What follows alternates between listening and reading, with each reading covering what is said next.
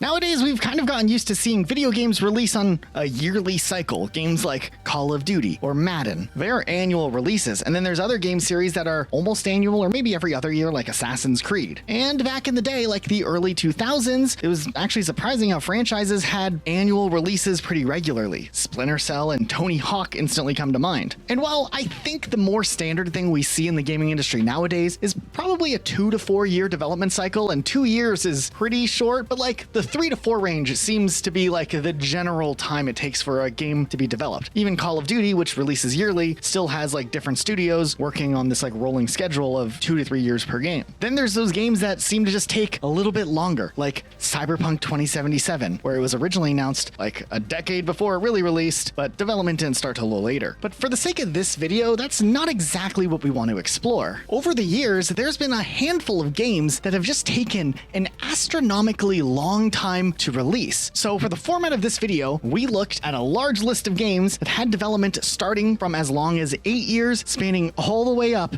to 28 years? Okay, real quick, is that real or not? Is that just an exaggeration for development time? We are going to look into that because this is going to be a weird one. Nonetheless, we divided this video up into different levels, each representing a different year, and we're going to climb through it. So let's start at 8-year development games. Now, as we go into this video, does Overwatch count? I'm going to go ahead and say this right here. No, it doesn't count, but it's irrelevant for where we're going. So sit with me for a second. You see, all the way back in 2004, Blizzard released World of Warcraft, which was a really, really big deal. However, internally, Blizzard was kind of sweating, thinking with all these other game developers and publishers out there, someone is going to make another MMO that's even bigger and knock World of Warcraft out of its top spot. Unless, now I'm going to pretend I'm a Blizzard employee, like making this pitch. Hear me out. We beat World of Warcraft ourselves with a different MMO. I'm assuming everyone at that board meeting clapped, and thus a project known as Titan would begin development sometime later after World of Warcraft's launch, probably around 2006. The game was supposed to be a futuristic setting like the 2070s with this view of the future that was kind of optimistic as opposed to like, I don't know, the dark post-apocalyptic future in other game series that exist. There was going to be like superhero type characters, and like there was quite a bit of buzz regarding this game in the following years as development increased, but the game kept getting pushed back further and further. Matter of fact, all the way down the road in 2011, after people were like, man, is this game even coming out? There were interviews where developers said that the game was playable and it laid out this foundation for a game that would still be going strong 10, 15, 20 years down the line. It was supposed to be like a big, big deal. However, in 2013, things had stalled out quite a bit. It seemed like there wasn't enough direction as to where the game should go and what they should tighten up and focus on to get the game ready for launch. And I guess Blizzard kind of felt like the game was still a long ways to go too. This meant internally, Blizzard chose to pull the plug on the game, thus canceling Titan, kind of. You see, publicly, they said Titan was having its development rebooted and that they were going to refocus the game's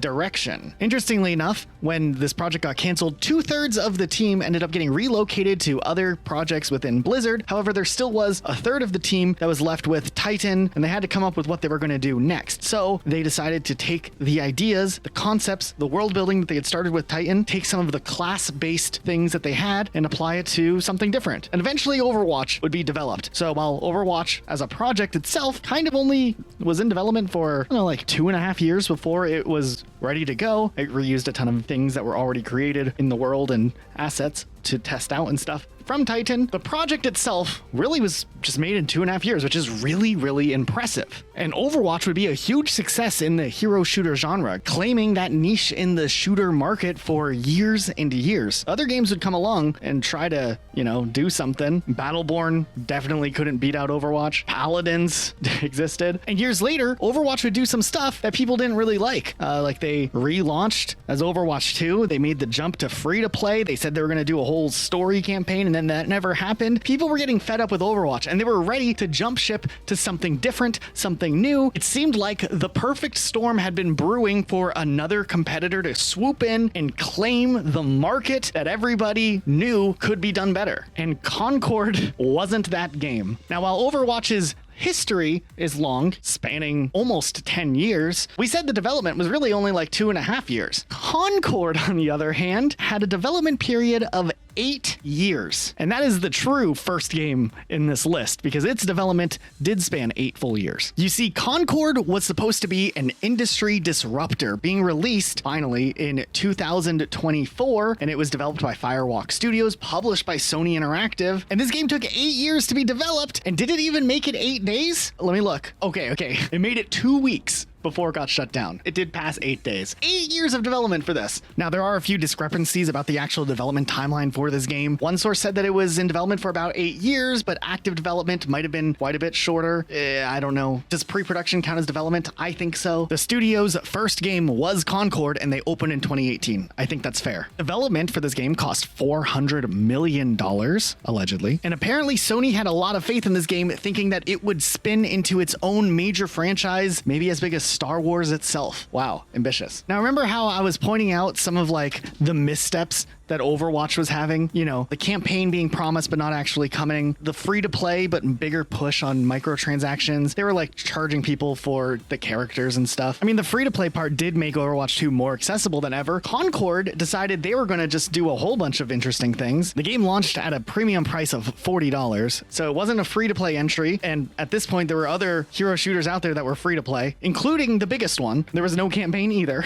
So I mean, they're not beating Overwatch there. But also, like, when they showed off Concord, it didn't really stand out to be all that different than games like Paladins even. I mean, what is the big selling point that makes this interesting and unique? Why would anyone try this, let alone spend $40 on it? There just wasn't any hype or acknowledgement of this game when it launched. Actually, the biggest news stories involving Concord at its launch was the fact that at launch, like on Steam where you can actually track player counts, it hit a concurrent player base of 697 people. That's it. Sales reports, which are harder to estimate, were apparently lower than 25,000 copies. This was like a PlayStation tentpole title, and it maybe had 15,000 units sold during that time. The game flopped immediately, and people were shocked that the game flopped as badly as it did. And of course, with it having such a small player base, it would mean that finding matches would be harder and harder, especially as time went on. I think Sony knew that. The writing was on the wall. The game was just like outright canceled immediately. And that's very rare for a game to get canceled after 2 weeks. And while Overwatch nowadays is nowhere near dead per se, it finally did get a run for its money with a real competitor in the form of Marvel Rivals. So it proves the point that there was a demand for competition to kick Overwatch into gear and to make Blizzard kind of start doing things differently with their game and add some new content. Stadium's kind of fun, by the way. It just shows, though, Concord was just setting everything up to do it all incorrectly. And then the game was kind of like subpar. Like, it wasn't incredible. At least Marvel Rivals, there was like cool characters. It was free to play. People liked it, you know?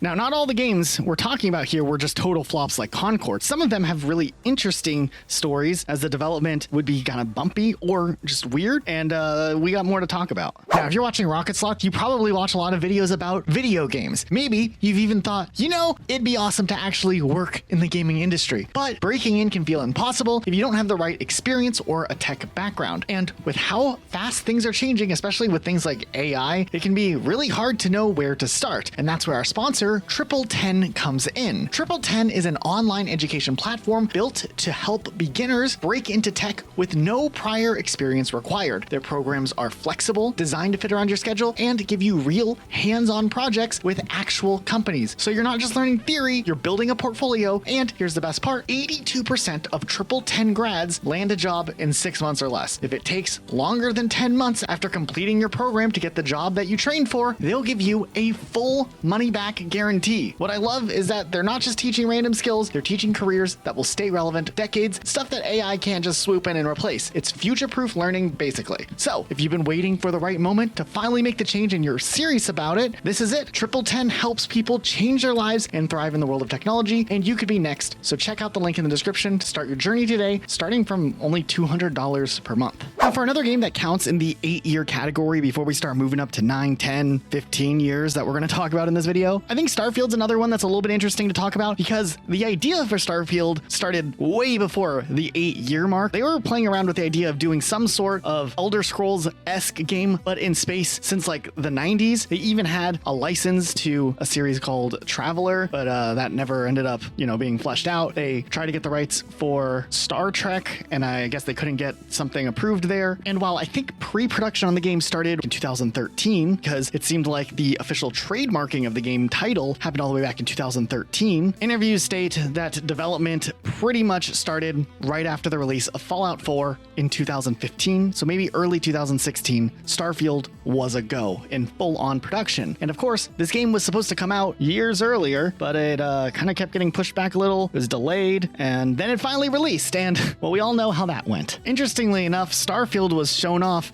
at E3 2018. People were like, wow, this is exciting, the first new IP from Bethesda in over 25 years, or I think at the time it was like 20 years, but we thought the game was coming out sooner than, the 25-year mark. That was a wild E3, by the way, because they showed off Starfield, and then they're like, but trust us, after Starfield, we're working on something else, and they rolled out the Elder Scrolls 6 teaser that, man, we are still waiting. I'm sure we're going to talk about that in this video, don't worry. Interestingly enough, in 2018, it was also reported that Starfield was already in a playable state. So why did the game take so long? I think people expected this game to come out in 2019. It was finally given a date of release in 2021 when they said it's going to be coming out at the end of 2022. And then Starfield got delayed. The game was supposed to come out in the first half of 2023, and then it got delayed again to the second half of 2023. And then the game came out, and it became apparent as to why the game was probably delayed so many times, because just like Bethesda's typical launches, when a Bethesda game comes out, it's usually a pretty buggy mess. That just seems to come with the territory of releasing a Bethesda game. However, Starfield seemed a little rougher around the edges, especially considering all of the delays. And on top of that, there were things that were not working right in Starfield that you think are like regular things that happen in Bethesda titles that you would think developers probably would have ironed out by now. Nope.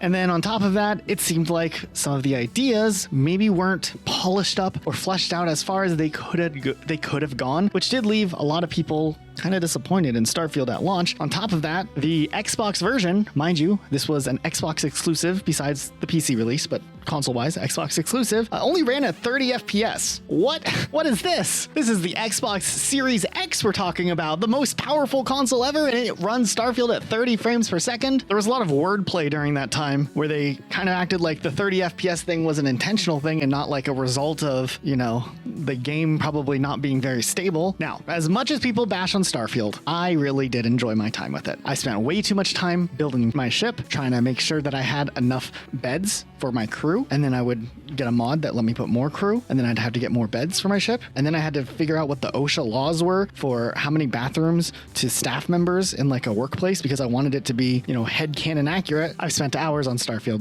I don't know. Nonetheless, they did release updates that made things better. They added a vehicle so you can get around quicker, and they added a frame rate increase so you play performance mode on console. That was cool. I think this game gets way too much hate. However, some of the hate early on was justified. So that's my take on Starfield. 8 years. Wow. Next, let's talk about Darkfall Online, which initially was announced in 2001. It was an indie MMO that really took 8 years of development. So development started all the way back in 2001 by Razorwax, which was a small Norwegian indie team. They were just like a 6-person startup aiming to make this hardcore sandbox MMO that was maybe inspired by Ultima Online and Shadowbane. A year after the game was announced, so it was probably in development for a little bit longer, but we'll count 2001 as the starting point. Funding was kind of running thin. But the same year, they found a new investor and formed a new company called Adventurine SA, which opened up in Greece, and relocated the team to Athens. From there, it seemed like development started to ramp up. It went like full-scale development mode. They were building tech in-house, and Darkfall was doing some interesting things with the technology. They had a custom engine, and they were building out server architecture, which did slow down the process, but hey, things were moving along. And I mean, just to point out how ambitious this game was, it was supposed to be a full real-time MMO that had FPS-style combat, full looting, PvP, ship combat, player housing, territory control, siege warfare. This is like Destiny on crack, but in the early 2000s. But this game did run into some problems during its development phases because, as many of you know, the mid-2000s were dominated by by an MMO that was doing it better than anyone else, World of Warcraft. So any MMO that was in development had to look at what World of Warcraft was doing with their massive team and figure out how they were going to stand out in this genre that was now like bigger, but also maybe more captured in the market than anything else. This led to a lot of speculation that the game was fully canceled and just it turned into vaporware. However, despite the community thinking the game was canceled, 2006 was a turning point. They finally did make an update with a brand new trailer, which kind of showed that, hey, we're still alive, we're just working on stuff. And they tried to keep the community updated as regularly as possible. Actually, looking at the old website from 2007, it's kind of wild. I miss forums like this. They're not around anymore. And in 2008, they started doing some closed beta testing. So that was good. Now, while they had originally kind of promised a beta coming sooner, like in 2006, and it took a lot longer, 2008 was really when the beta testing started. So, 2 years of waiting for betas. And it was a pretty small beta. There wasn't like a lot of people getting access to it. But 2009 marked the official launch in Europe and later in the US. And the game ended up being self-published because they couldn't get a larger publisher to actually publish the game. Now, when the game launched, it was a little bit of a mixed bag. Some MMO fans liked the skill-based combat and the big PvP battles. There was a lot of bugs. There was lag. The UI was a little confusing. It was kind of clunky for new players. Metacritic shows that the game was pretty negative across the board, mostly. But there was like a cult fan base in there that sustained the game for a couple of years despite, the rough patches. And there were a lot of updates in the following months and years after the game's launch to just generally try to fix a lot of the issues that the game had, make the game better across the board. They relocated their servers. They adjusted their payment modeling, changed the monthly cost of the game because you had to pay for subscriptions for these types of games. And then in 2012, the development studio Adventurine announced that they were going to make Darkfall Unholy Wars, which was a sequel. That game would end up getting delayed a little bit, but not as badly, and did release in 2012, but that also marked the closure of the original Darkfall, which would stay closed for a long time until later on a different company would acquire the rights and relaunch the game as like a classic experience with some updates. So yeah, what a wild ride Darkfall was. Another game I think we really should talk about is the game Spore. This game finally released in 2008, but development started all the way back in 2000. Matter of fact, in 2004, there were design documents that had surfaced online as a part of like an unrelated interview developer Maxis had worked on. Now, Spore is interesting because the game was very ambitious. It was essentially a god game, but in a time where the whole genre was evolving kind of quickly. The game's main focus essentially was a sim game where you oversaw the development of a species, and sometimes they could go as far as like becoming a space-faring species. You'd get to watch organisms grow. They'd become complex animals, or eventually become fully sentient. I mean, fully sentient in the sense of like in the video game lore, not like actually sentient. That'd be terrifying. But believe it or not, a game like this would be a pretty hard game to develop for. I mean, it seems pretty ambitious, right? Especially in the year 2000 when development started. But apparently things were maybe even more ambitious before it turned into what Spore was. Originally, the design idea for the game was called Sim Everything, which would have been even more ambitious. And there's design documents for Sim Everything going back all the way to 1994. So this idea floated around for a while before development actually started in 2000. So technically this could be considered longer than 8 years of development, but we're talking about real development hours here. But Spore really got attention in 2006 when gameplay was posted onto their YouTube channel. And this is back in the day. And I remember this video being really viral. Like people who didn't even know what Spore was would get this video recommended to them and they'd watch it and be like, wow, this is a really cool concept for a game. And people thought the game was right around the corner to releasing. After 6 years of development, why wouldn't they think that? The game had already been shown off in 2005 at E3. So the following year, seeing gameplay on a viral YouTube video meant that the game was close, but things weren't really all that close. You see, the game was really ambitious at first. They wanted to simulate everything at like this microscopic cell stage, all the way up to like the whole spacefaring civilization we talked about, but that's not super easy. On top of that, the game needed a lot of procedurally generated content, like creatures or planets and stuff like that,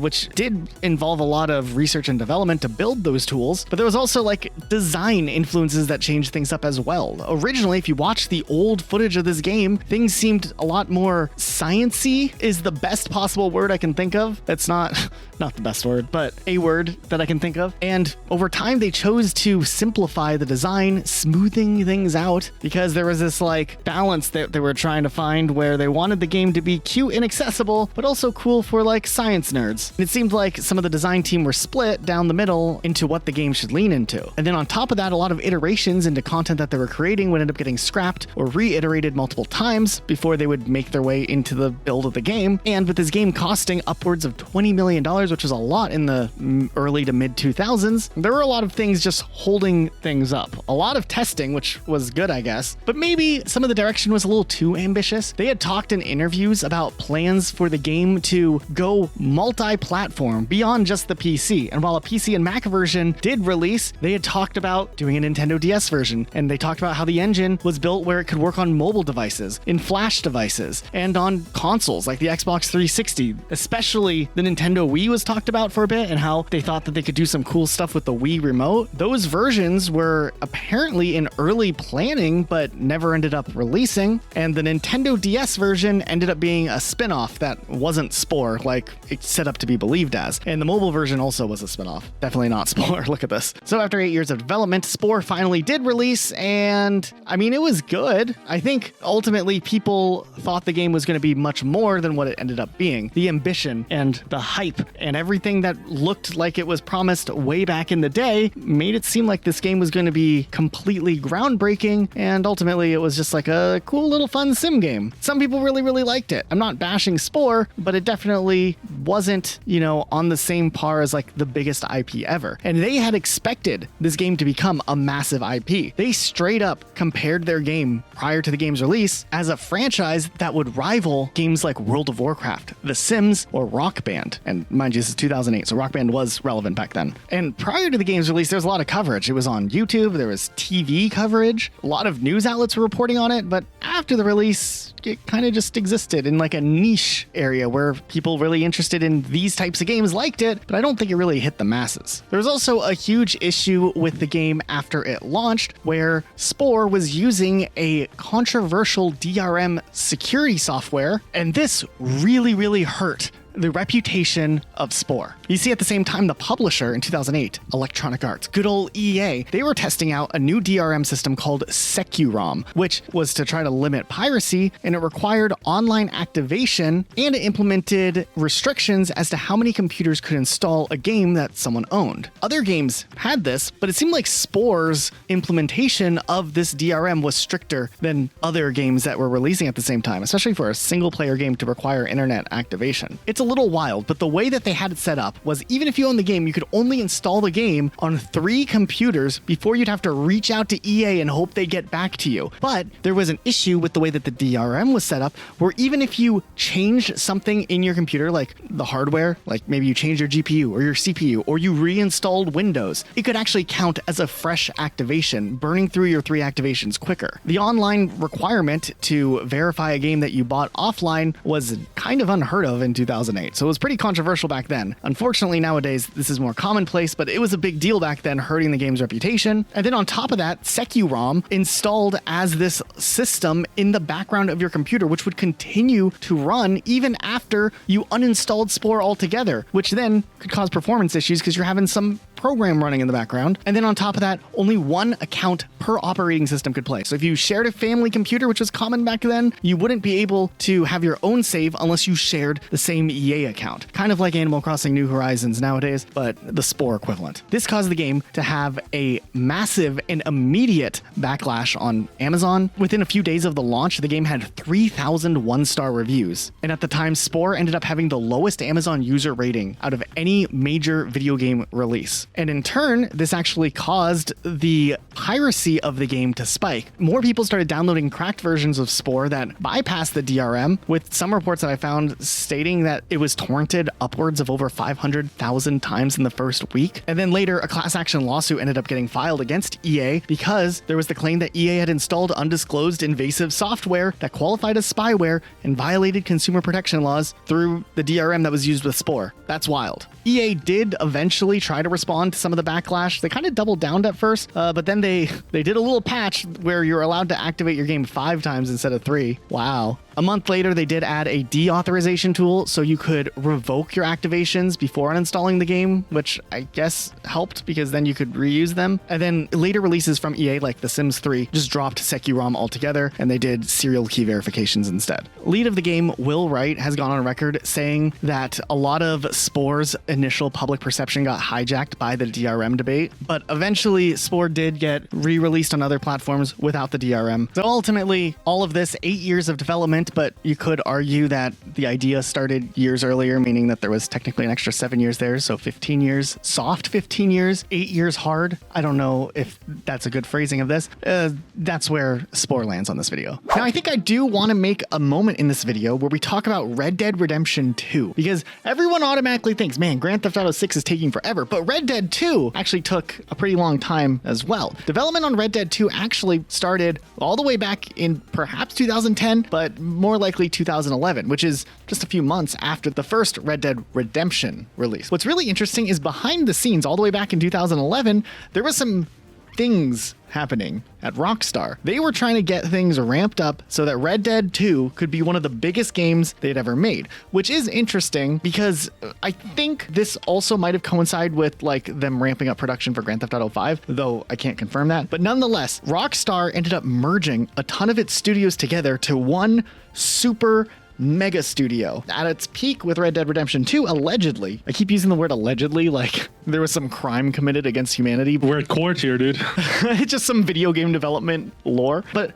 apparently, at its peak, there were 1,600 people working on Red Dead Redemption 2 at the same time for multiple years. Now, I remember when Red Dead 2 was announced officially, it was, if I remember correctly, right around the same time the Nintendo Switch was finally revealed. And I remember being like, man, this is a crazy time for video game hype. And then, of course, the game would get delayed. So, you know, what can you do? The game was originally set to release in late 2017, but it did end up getting pushed back until fall of 2018, which is a pretty big jump. And it seems like there might have been some murmurings behind the scenes of some mandatory crunch perhaps happening, like overtime workloads, you know, the same old deal that video game studios are known for. However, when the game finally did release, and then later on it came to like PC and Stadia, it was like really good. I mean, the world building in Red Dead 2 is unparalleled, but I mean, the story was good too. I mean, there's always the naysayers who are like, man, this isn't nearly as good as Red Dead 1, which that's fine. You can have your own opinion on whether Red Dead 1 story is better than Red Dead 2 story, but just the scope and the detail of Red Dead 2 was pretty incredible. Now, Luke and I played a bit of Red Dead Online. Oh, dude, we did. We sure did, dude. 10% of our gameplay was spent riding horses and falling off said horses, and the other 90% of our gameplay was playing until we ran out of money. Yeah. And then I think we just started playing a different poker game on the Xbox. Also, there was a time where we went to this photo studio, you, me, and Hamish, I think. We took a group picture. Oh, and I had the assless chaps. I don't know if those are actually in the game. Did I have assless chaps? I mean, I think you probably did, honestly. I mean, I see you wear them in real life. Why wouldn't you have them in game? If I find the picture, I'll put it on screen here. There's the picture. If not, here's a recreation. But yeah, Red Dead Redemption 2 rounds out our list as a game that took 8 years of development before it finally released. Now, at the end of each section of development years, we will probably do a fast-paced section on some other games that we didn't do as big of deep dives in, but they're still relevant here. Like, for instance, let's talk about the game Dark Sector. You see, all the way back in 2000, Digital Extremes first announced Dark Sector as a sci-fi arena-style successor to Unreal Tournament, and then radio silence. 4 years go by, the team shifts the concept around, they toss out the outer space and mechs that they originally wanted to do, they decide to kind of lean into a modern setting, they added stealth, try to do like an original story, then they decide to rebuild the engine from scratch, then they struggled with some stuff with hardware issues, they had to keep like recreating and doing reruns of iterations for the tool sets that they used. And then in 2006, the game looks pretty much unrecognizable to its original concept, but by 2008, Dark Sector finally launches. It only received mixed reviews and kind of okay sales. So yeah, Dark Sector was basically the gaming version of I'll be there in 5 minutes, except 5 minutes ends up turning into 8 years. Then there's another game that loosely counts here. We're going to count it here, but it's Nights, the sequel to Nights into Dreams, that old game for the Saturn. This history for the Wii version that would eventually release starts all the way back in the 90s, where Sega teased a sequel known as Air Nights, which was supposed to originally maybe be on the Saturn, but then later it was probably coming to the Dreamcast with some sort of motion controls, but then that got canceled because the Dreamcast wasn't doing well, but fans assumed it was still eventually coming out. We didn't really see anything on the GameCube era, which probably would have been the next one, but eventually in 2007, Sega formally announced Nights Journey of Dreams for the Wii. Apparently, development took so long because they had to rebuild the concept from scratch multiple times. They changed up the flight mechanics. They were trying to get all these different control schemes going on here. They redesigned the character and actually kind of worked here. And then when the game finally did drop at the end of 2007, Nights came back for the Wii. Critics thought it was ambitious. It had a cool visual style, but the controls were kind of awkward and there were some level design choices that were maybe a little rough. It was like running a marathon maybe in clown shoes. It was ambitious, maybe a little wobbly, but kind of magical in some ways. So interesting. And then there'd never be anything from Nights again. Then we have a more recent game, Scorn, which had its story kicked off in 2014 when Ebb Software dropped this creepy pre-alpha trailer type thing, and they launched a Kickstarter, which then failed. Okay? But they decided to keep at it. In 2015, they got private funding for the game, so full production did begin then, and then they were going to split the game into 2 different episodes. But then in 2017, they're like, we could get more money if we try doing a Kickstarter again. And this time they actually hit their goal of £150,000 or euro. What is that?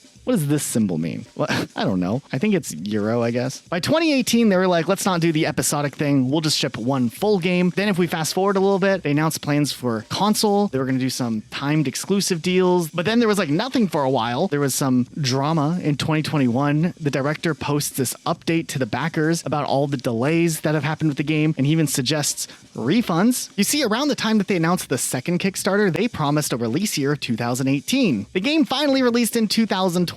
So you can see where, there was some distrust brewing that maybe some of the Kickstarter backers got a little scammed. I guess the game eventually came out, but man, the game was interesting, I guess. I don't think it was as cool as what people thought it would be, but it still sold well, so there was a little success there. What about something from Nintendo? You see, back in 2015, Shigeru Miyamoto drops this huge bomb that Pikmin 4 is not only in development, but is very close to completion. Then in 2016, there was nothing, and Miyamoto says that it's still alive, but it's deprioritized. Dang. Then in 2017, there was another interview where he reassured fans out there that the game was still progressing. And then there was nothing for years. Where's Pikmin 4? Finally, in 2022, Nintendo officially unveiled Pikmin 4. The game actually used Unreal Engine 4, which was not a thing that Nintendo normally uses. So that was interesting. But you can't help but to wonder, with 8 years of development before the game released, what was that game that was almost done in 2015? What was that game like? Now, that's not the only time this stuff has happened from Nintendo. This stuff has happened with Nintendo with other games, and Kirby a couple of times actually, but specifically I want to talk about Kirby Air Ride. If we go back to the Nintendo 64 era, a crazy time, there was a Kirby game originally conceived as Kirby Bowl 64, or Kirby Bowl 64, which would have been a sequel to Kirby's Dream Course for the Super Nintendo. Allegedly, this was supposed to be an N64 launch title, and there was this demo that might have been playable at Nintendo showcases, but during development, some turbulence was hit. The project just kind of stretched out. There was a ton of revisions to try to make a Kirby game that wasn't like a mainline Kirby game, but was like a fun game. The history as to what happened in these years when there was a N64 game that was supposed to happen that never ended up happening, and then it started getting reworked. We don't really know exactly what happened, but allegedly somewhere along the lines, HAL Laboratory and Sakurai retooled a project that they're working on for Kirby that was based off the Kirby Bowl 64 original idea for something on the GameCube. And then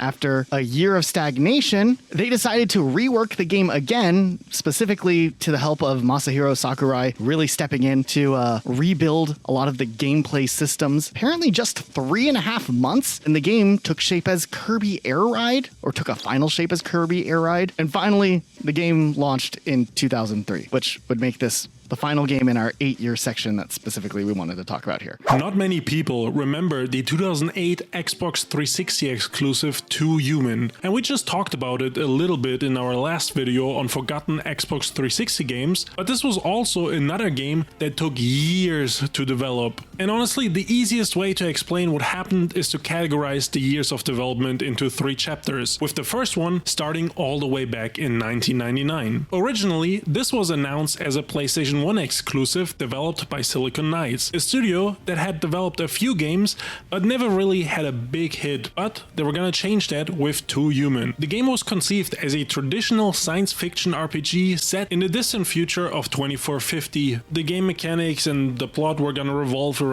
the theme of human cyberkinetic enhancements. And Silicon Knights founder Dennis Dyack wanted this to be a massive game, and it was gonna be released on 4 CD-ROMs, similar to what Final Fantasy VIII did in 1999 when it released on multiple CD-ROMs. And with this vision in mind, right off the bat, it was basically not sustainable for a development studio like this. They just couldn't have the level of resources and technical maneuverment required for such a big project, especially on the PlayStation 1. Which then leads us into the next chapter of development, the Nintendo era. Since the PlayStation 1 wasn't gonna be able to handle a project this big, that led them to enter a partnership with Nintendo. And so the project shifted to be a GameCube exclusive. And the switch happened just the next year after they announced the game for the PlayStation 1. So in 2000, they did do some prototyping for a GameCube version, but just a couple months into that, they did have to move resources to other projects that they had obligations to develop. Eternal Darkness, Sanity's Requiem, and Metal Gear Solid: The Twin Snakes basically ate up the next couple of years of the studio's time.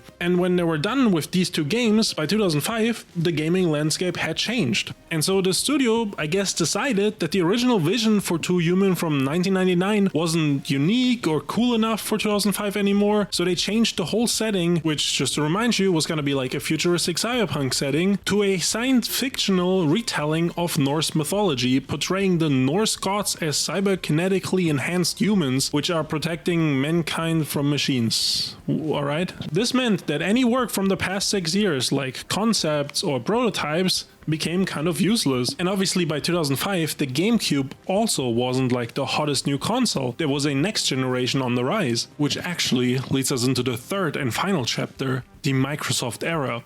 In mid-2005, Microsoft announced that they had acquired the IP 2 Human and had invested a good chunk of cash into the studio in order to turn this into a cornerstone trilogy for the Xbox 360. Yes, this is now gonna be a trilogy. And they initially planned the first 2 Human game to release in holiday of 2006. Somehow, this game that had been in development hell for years at this point and had shifted consoles and visions multiple times was now gonna be a revolutionary next-gen product that was gonna cost tens and tens of millions of dollars. Like, especially in hindsight, this does not make any sense. And now the development shifted again, this time to the Xbox 360, meant that they also had to switch engines. And the engines they switched to was Unreal Engine 3, which at that point was less than 2 years old. So it makes sense, it's a pretty good engine. But they didn't have much experience with Unreal Engine 3, and generally Unreal Engine 3 was less than 2 years old. So the know-how just wasn't quite there yet, which then caused a ton of issues, and it became clear very quickly that a 2006 holiday release was not gonna happen. These issues would delay the game for another 2 years, but in 2008 it did finally release to very mid reception. But here we are, 9 years later, and they finally were able to put this game out, and it took them 9 years to produce this massive failure. By 2008, the budget reportedly had reached anywhere between 60 to 100 million US dollars, likely because they had to delay the game another 2 years, which added massive costs. And with that, they were trying to find someone to blame for their failure to deliver, and they actually faulted Epic Games somehow for their technical issues with Unreal Engine 3, and they would sue them in 2007 for breach of contract, citing inadequacies in Epic Games support of Unreal Engine and cooperation with them. And honestly, this was one of the dumbest moves they could have made, because Epic Games would just countersue them for copyright infringement, breach of contract, and misuse of trade secrets. Epic Games was gonna crush them in court, and they did have every right to do so. And this legal battle would actually drag on for years, and by 2014, the final decisions had been made. Silicon Knights lost in court on all accounts, and they received a massive penalty that was just devastating for the studio. They were gonna have to pay 9.2 million in damages to Epic Games, and they had to recall and destroy all unsold copies of 2 Human and X-Men Destiny, which was another game they had developed on Unreal Engine 3, at their own expense. Basically, this was the end of the studio and they would have to file for bankruptcy and close in 2014, marking an end to this weird story about a forgotten game called 2 Human that took 9 years to develop somehow. A lot of games that took a long time to develop that we talk about in this video kind of turn out to be meh. But another game that took 9 years but was a banger was Team Fortress 2. Originally, Team Fortress 2 was announced in 1998 after the success of the original Team Fortress mod for Quake and Team Fortress Classic. But the initial version of the sequel was a realistic military shooter in a modern war setting with the name Team Fortress 2 Brotherhood of Arms. This was gonna feature different classes like a commander that could direct the battlefield and a lot of tactical gameplay. This does not look anywhere close to the Team Fortress 2 that we ended up getting. This was just military uniforms, but they saw some issues with, being able to teleport the classes with everybody just looking like a soldier. So they kind of felt like they maybe needed a new idea or a different direction. And the engine that they were trying to use for Team Fortress 2 Brotherhood of Arms was kind of limited, and they had some plans that were a little bit more grand. But in the early 2000s, the Source engine was starting to take shape and Half-Life 2 started development. So they started making prototypes for Team Fortress 2 with the new Source engine, and they pivoted away from the military setting into a sci-fi setting. This prototype was known as Team Fortress 2 Invasion and featured a sci-fi theme with humans versus aliens. This seemed like they were just kind of playing around during the time when they were still developing Half-Life 2 as a studio, and this featured some weirder mechanics, like you could build structures and collect resources to build those structures, which was a feature that they were able to kind of test out because of the new engine that had more power, but it didn't seem like they quite figured out what they wanted to go for. Now, it was announced during this time that Team Fortress 2 was in development on the new engine, but delayed because they needed to work on Half-Life 2, and there weren't many details given about Team Fortress 2 for many years, and it was even considered a vaporware game, which meant it basically vanished from the public eye and there was no new information from an extended period of time. Like between 2000 to 2006 there was some leaks, but no official information or no release date or anything like that. There was even people that straight up believed Team Fortress 2 was cancelled. But after those 6 years, Team Fortress 2, as we know it, was shown to the world at an EA press conference. This was another shift, no longer realistic military or sci-fi themed, now it was a cartoony class shooter. And in 2007, 9 years after development began, it would release as part of the Orange Box, and to this day is still one of the most beloved games on Steam. Fun fact, Gabe Newell actually put a line about this long development cycle in the development commentary that you can access in-game. Welcome to Team Fortress 2. After 9 years in development, hopefully it will have been worth the wait. The Last Guardian, that PlayStation 4 exclusive by the studio behind Shadow of the Colossus, was another game that took 9 whole years to release. In 2007, active development began for the PlayStation 3, and internally the project was known as Trico. And 2 years later, at E3 2009, the game was unveiled and planned for 2011 release. But behind the scenes, they were running into technical issues with the power of the PlayStation 3.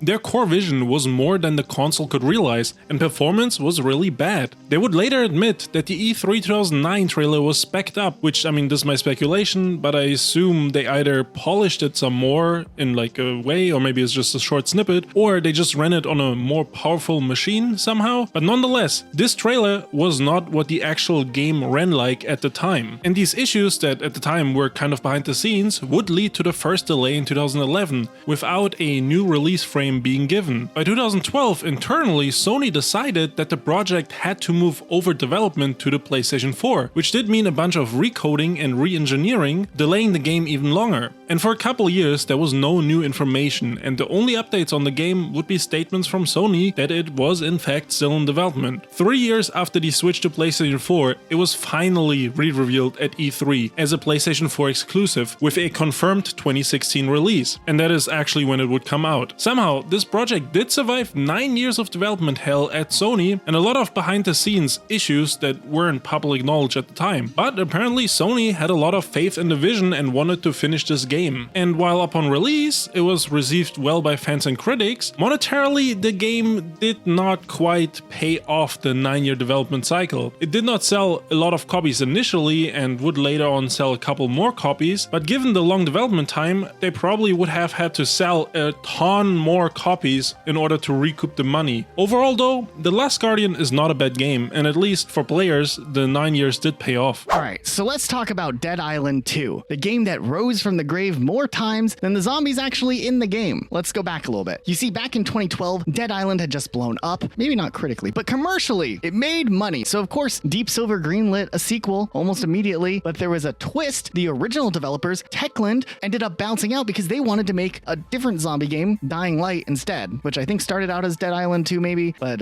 they were like, let's do parkour or something. I don't know the details. Nonetheless, that left Deep Silver to have to find a new development team to carry on this torch of Dead Island. So, after a little stalling out of time, they got a different team, Jaeger Development, the team that made Spec Ops The Line, and in 2014, they revealed Dead Island 2 at E3, which always bothered me a little bit because they're like, hey, Dead Island 2's coming, and this one's gonna take place in California. And it bothered me specifically because California's not an island. I mean, I know it's like not that important, but it's called Dead Island. I don't know. I mean, I guess a continent is an island, but you guys get what I mean, right? Like, I couldn't have been the only one that was a little, like, annoyed. Nonetheless, the trailer was kind of funny. It had this whole, like, jogging thing, and that was all anyone remembers about Dead Island 2 because nothing came for years. Now, they did work on the game quite a bit. However, apparently, behind doors at Deep Silver, the publisher wasn't too happy about how the game felt. Playtesters said that it wasn't really all that fun, and then there was, like, disagreements on how the game should be in the form of tone or the game's direction itself. And while there was, like, some gameplay revealed back in the day, there wasn't anything for a long time. And Deep Silver, behind closed doors, just cut ties with Jaeger, and that version of the game ended up getting canned mid-production. But it didn't mean that Dead Island 2 was canceled. Deep Silver refused to cancel the game, even though everybody was like, yeah, this game is definitely going to get canceled. So then Deep Silver was like, let's get Sumo Digital to work on it, the guys that made Team Sonic Racing, and they would start from scratch all over again. But apparently after a few years of that team working on it, they also just disappeared. So I guess like that build of Dead Island 2 was canceled as well. And then in 2019, Deep Silver moved the whole entire mess of Dead Island 2 in-house to the Dambuster Studio, the team that made Homefront: The Revolution. However, they were like, you know what? We're going to just restart development again on Dead Island 2, but let's keep it in California because it's Dead Island. Where else would it be? So they kept it there. They tried to lean more into the original Dead Island, but kept the gore and stuff, over the top stuff. Then everyone was really surprised, honestly, in 2022 when Dead Island 2 came back with a brand new trailer because people thought this game was definitely vaporware, but then it actually came out just a long time later to everyone's surprise. So Dead Island 2, it went through 3 studios, 2 reboots, maybe a decade of game development hell, but somehow it ended up releasing, and it's a game. Elijah, I have a hard time figuring out like how long Elder Scrolls 6 is going to be in development, or where we should put it in this video, right? And I have a couple of reasons for that. So firstly, we obviously don't know when this game is going to come out. Bethesda themselves said that the game is still far away over the years, and then during those Xbox FTC leaks, those documents said it was going to be in 2026 or later. But then Phil Spencer himself said that it's going to be 5+ more years before it comes out in 2023. So that would make it 2028 or later. Let's say the game comes out in 2028. Let's set that as the release date possible. Unlikely, yeah. Unlikely, but that's the last news we got, right? So then secondly, it's also hard to say when the game did start development. Like Todd Howard himself talked about the game as early as 2016, but in 2018 they announced it with their teaser trailer alongside Starfield, right? I think we talked about it earlier in the Starfield section. So I think 2018, like before they teased it, is kind of when the production began for the game. So let's go with 2018 for production begin. So that means if it released in 2028, it would have had 10 years of development to it, which is probably on the low end. It's probably not going to release in 2028, and it's probably going to be 12, 13, 14 years before it releases. There has been sparse news over the years. Like we got that teaser in 2018, and there was no real news about the game for years. Just some like mentions saying that the game is still years away. No real updates on the game. Then they did announce that the Skyrim Krenma is going to be an NPC in the game. I think that's the biggest news about Elder Scrolls we've gotten so far. And then they showed off some of the technology they're going to use for motion capturing, which I guess is not really related to the game either. In 2021, Todd Howard said that the game finally entered its design phase and that they're going to start refining the creation engine 2 for Elder Scrolls 6, which is their new engine that they used for Starfield for the first time. So I guess they're working on the engine now. In 2023, 2023, apparently they finally finished pre-production, according to them. It's kind of wild. I don't know how it took them so long, but in 2024, they gave there was a 20th anniversary or 25th anniversary. I don't remember. I'll put it on screen. Blog post or text. They said that internally they are playing some builds of Elder Scrolls 6, but that doesn't mean it's anywhere close. Those could literally be like the very rudimental pre-alpha things that they're playing. And since then, it's been quiet around again. Personally, I think we're not going to see anything of the game for another 2 to 3 years. And then they're going to maybe show off a trailer, a CGI trailer, year or two after that we'll get gameplay maybe, and then sometime after that it'll release. But I don't think it's going to hit 2028. I think it's going to be way more than 10 years, but let's just go with 10 years for this video. I think that's fair. I mean, if Phil Spencer's saying, 5 years or whatever, he's never been wrong about release dates ever. He did say 5+ years, so as long as it doesn't release 2027, he'll be right. Yeah, as long as they don't release it too quickly, Yeah. He's right. I mean, look at Fable 4, right? How long has Fable 4 been in development? Did we have a section on this? I don't think so, but... Well, there's the section. We've talked about Fable 4 so many times in these videos. Apparently, development started in 2017. So how many years has that been? 8 years? So there's Fable 4.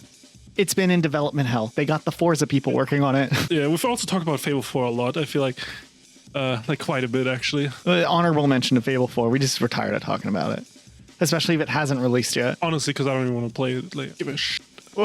We're not Fable guys. We've tried playing them multiple times. We're not Fable guys. We're definitely not Fable guys. And I get 3 big booms for that, dude. Kirby has had a lot of games over the years. I counted 41 games between 1992 to today, not even counting all the straight-up re-releases the series had. And most of them were developed by HAL Laboratory, a second-party developer with a long business relationship with Nintendo. Actually, fun fact, when the company started in the 80s, Iwata was actually head of the company or part of the company, and he was the one that was like, hey, we should start making video games for Nintendo since their Famicom console is coming up. And he would actually foster a close relationship between the company and Nintendo over the years and would work there until 1999 when he moved over to Nintendo. But that relationship continued. And in 2000, when Kirby 64 The Crystal Shards became one of the best-selling Nintendo 64 games, they wanted to take Kirby even further for the next home console, the GameCube, so they started working on it right away. But somehow, this next mainline game for home console that was gonna be initially for the GameCube started a 11-year development hell cycle that saw multiple different versions of the game cancelled. And mind you, this was only the home console releases of Kirby. They didn't stop with the mainline handheld games, and there was still a ton of spin-offs during this time. But nonetheless, after Kirby 64, there was nothing for home consoles for a long time. The initial version of Kirby for the GameCube became known as simply Kirby for Nintendo GameCube or Kirby's Adventure, and would feature gameplay similar to Kirby 64. But the big selling point, since they had the power of the GameCube now, was that there was going to be a new companion system that let an additional 3 players drop into co-op as the little friends that Kirby usually sucks up.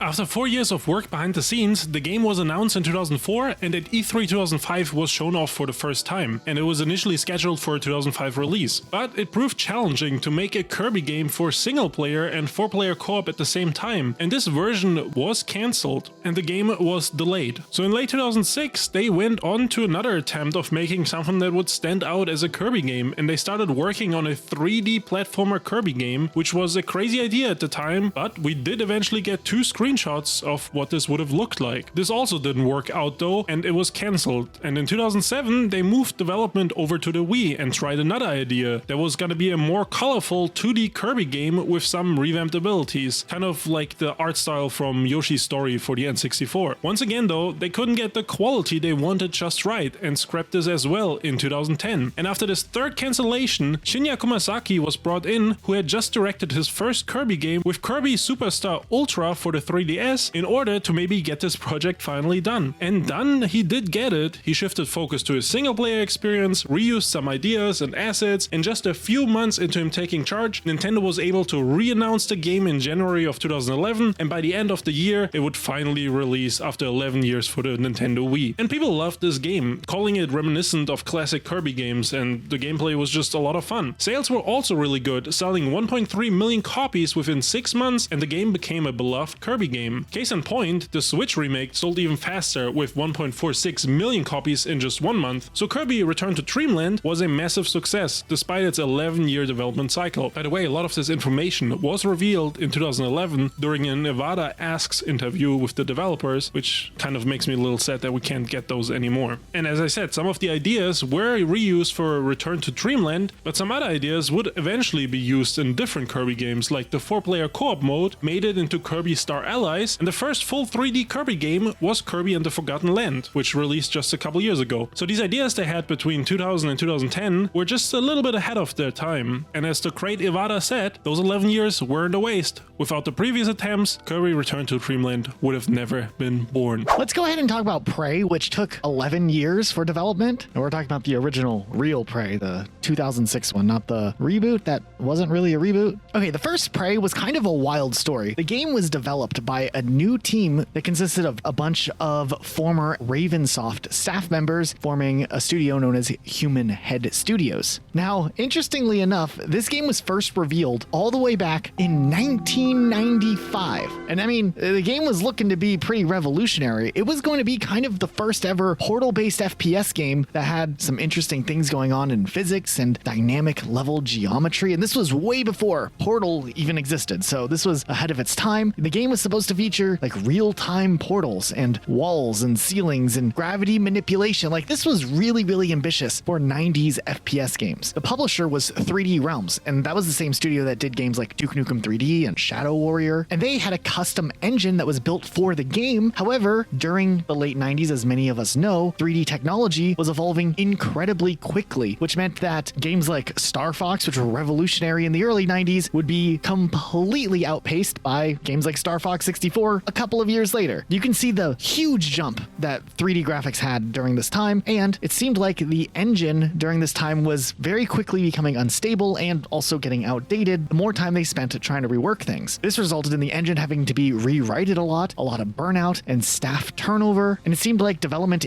throughout the 90s, especially by 98, was really starting to slow down, and like the motive behind the game was stalling out. However, in 2001, there was a little bit more hope. And this is just, a couple of more years in this like stalled out state where the publisher didn't want to abandon the ideas of Prey and especially like the hype that they had already generated during the mid 90s. And altogether, they decided to forget the engines they had at 3D Realms and go ahead and use the id Tech 4 engine, which was the same engine that was being used by a lot of other games as like a starting point, especially first-person shooter games. Doom 3 was using it, and they decided to reimagine everything that they were doing with Prey altogether, and they decided to focus more into like a narrative with Prey following a Cherokee protagonist, Tommy, who gets abducted by aliens. Why not? They still kept some of the gravity ideas, the portal tech, but they decided to move things into more of a linear FPS game. And I gotta say, for a 2006 game that released on the Xbox 360 in the earliest years of the 360's life, and it had a PC release, the game was pretty cool, actually. It was a little niche. I don't think it reached the masses, specifically because it was a 360 release in the earliest time of the 360 before like a lot of people were adopting the 360, but still, it was a big deal, and it was really cool. And there was a sequel that was in development for quite a long time, like another 6 years, but that ended up getting canceled and they did the whole reboot thing. And yeah, I think Prey was actually a pretty decent game that did have a really long development cycle and kind of like 2 different phases of development. Okay, I want to briefly go through Skull and Bones for this section. We've talked about Skull and Bones a lot. This is the quadruple A game that made it to release. There were 2 quadruple A games that were like really heavily touted, Skull and Bones and Perfect Dark. No, you're forgetting about that Dead Space one. What is it called? By the Dead Space creator. Oh, It's like in the PUBG universe. I forgot the name. it's so irrelevant that we forgot. It just came out a couple years ago, right? Yeah, and I tried beating it. It's kind of boring. Callisto Protocol. Yeah, Callisto Protocol. Okay, well, we did a video on quadruple A games, so we don't need to dig in on Skull and Bones even more, but Skull and Bones took a long time to be developed. So let's just do a quick recap. Ubisoft Singapore's first big project was Skull and Bones, which was essentially this idea to take the naval mechanics from Assassin's Creed 4 Black Flag and maybe turn it into something bigger. Originally, the idea was to make some sort of expansion. It could have maybe been multiplayer. It could have maybe been a little bit of this, a little bit of that, a little bit of this and a little bit of that. I hope Luke edited some cool this and that comparisons in there. Like anything? I mean, just anything that's like complements each other, but maybe like opposites. I don't know, like salt and pepper. The rep group? Seasoning. Oh.